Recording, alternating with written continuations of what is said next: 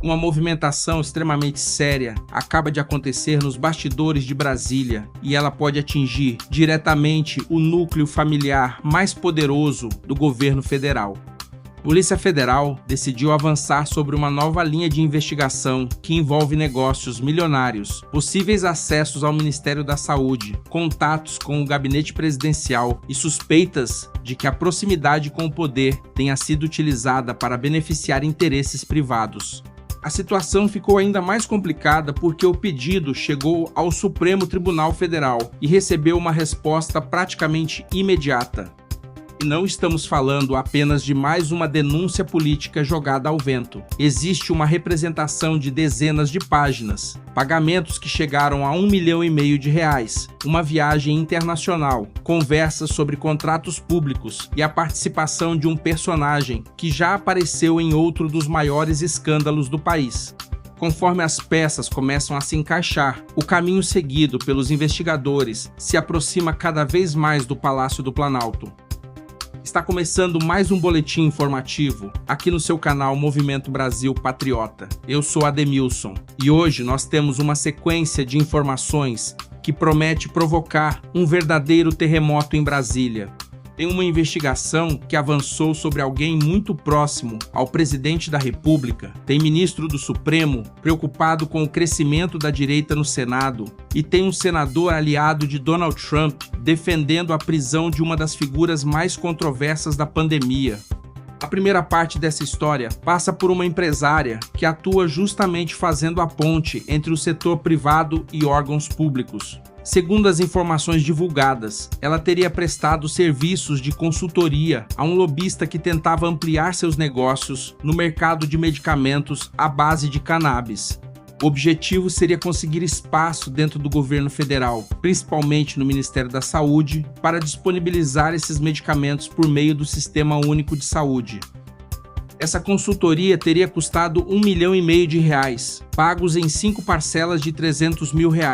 Os valores apareceriam na quebra de sigilo fiscal do lobista. Um áudio de WhatsApp, obtido pelo jornal O Globo, também mostraria uma conversa sobre a possibilidade de preparar documentos para tentar justificar uma contratação com dispensa de licitação. O plano comercial não teria avançado, mas os contatos e as movimentações chamaram a atenção dos investigadores. A pergunta é muito simples: por que alguém pagaria R$1,5 milhão por uma consultoria para tentar abrir portas dentro do governo? Quais eram exatamente essas portas? Quem poderia facilitar esse acesso? E por que o gabinete presidencial acabou sendo mencionado no pedido encaminhado ao Supremo?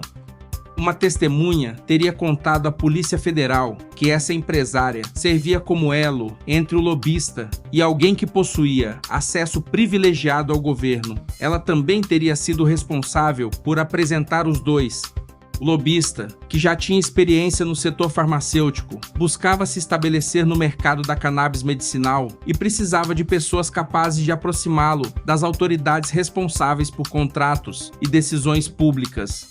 E Fábio Luiz Lula da Silva, conhecido em todo o Brasil como Lulinha, filho do presidente Lula, aparece exatamente no centro dessas apurações. A empresária citada é Roberta Luxinger e o lobista é Antônio Carlos Camilo Antunes, conhecido como Careca do INSS. Segundo as informações publicadas inicialmente pela Folha de S. Paulo e confirmadas pelo jornal O Globo, a Polícia Federal pediu ao Supremo autorização para investigar Lulinha por suspeitas de corrupção e tráfico de influência. A apuração menciona possíveis ligações com servidores do Ministério da Saúde e com o gabinete presidencial. Roberta Luxinger teria relatado que Lulinha demonstrava interesse no assunto porque alguns familiares utilizariam medicamentos à base de cannabis. Segundo essa versão, esse interesse teria levado o Careca do INSS a convidá-lo para uma viagem à Europa em novembro de 2024.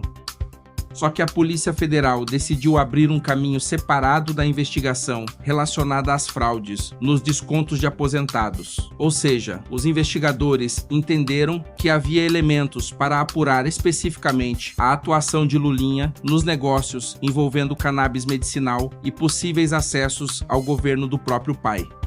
O caso passou por um processo de redistribuição dentro do Supremo, mas acabou novamente nas mãos do ministro André Mendonça, que já acompanhava os desdobramentos ligados ao escândalo do INSS, e André Mendonça autorizou a abertura do novo inquérito solicitado pela Polícia Federal. Isso não representa uma condenação e também não significa que exista uma ordem de prisão contra Lulinha neste momento.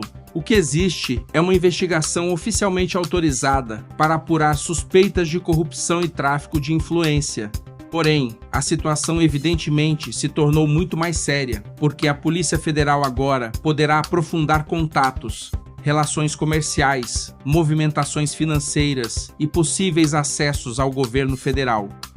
O deputado Maurício Marcon afirmou que Lulinha poderia até ser preso, dependendo do que fosse encontrado no avanço da investigação. Uma eventual prisão, entretanto, precisaria estar fundamentada em novos elementos, ser formalmente solicitada e autorizada pela Justiça. Portanto, é importante separar a declaração política do que já foi oficialmente confirmado. Mas mesmo sem prisão decretada, a casa esquentou para o filho do presidente. Tráfico de influência, em palavras simples, seria a utilização da proximidade com autoridades para intermediar interesses particulares. A suspeita levantada é de que Lulinha poderia ter atuado para aproximar o Careca do INSS e Roberta Luxinger de setores do governo Lula. A defesa de Lulinha declarou que não teve acesso ao eventual novo pedido da Polícia Federal e que, sem conhecer os autos, não poderia comentar concretamente a investigação. O advogado também questionou por que o caso estaria sob a competência do Supremo e afirmou que a nova apuração poderia configurar uma pescaria probatória.